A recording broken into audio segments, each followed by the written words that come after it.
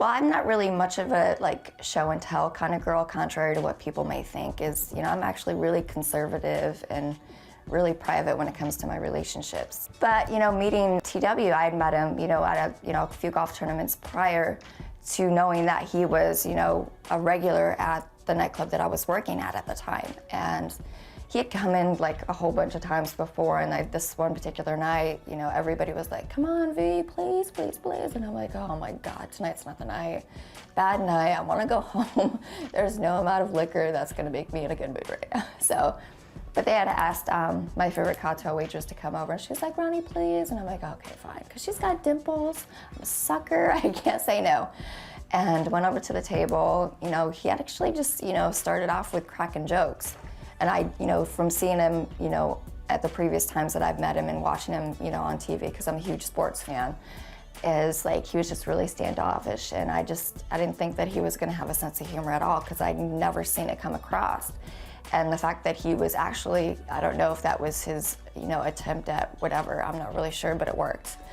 And I didn't know he was gonna wait for me to get off work. I didn't know everything was gonna transpire like it did. And, it was, we started, communicating right after that night. He was texting me before I even left, before I even got in my car at the valet. And he's like, "I can't wait to see you again." I'm just like, yeah, right, whatever. I'm like, you're blowing smoke up my butt, whatever.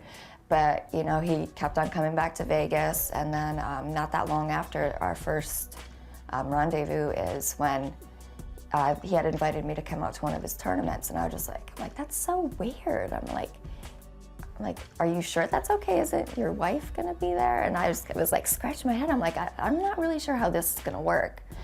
And, we both love sports, great sense of humor. We love to laugh and just tell stories. And it wasn't about that we had to ask each other things to find out who each other was. We just would start talking, and it would that's how we learned each other.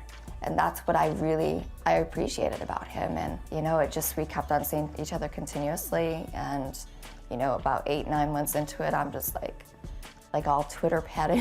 And my best friend, she's like, "Ronnie, you love him." I'm like, "I do."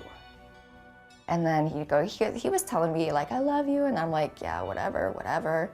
And, when I was hanging out with him, I would be on the phone with my best friend, and he'd be like, "Tell her I said hi." And she's all like, "Oh, he's so cute."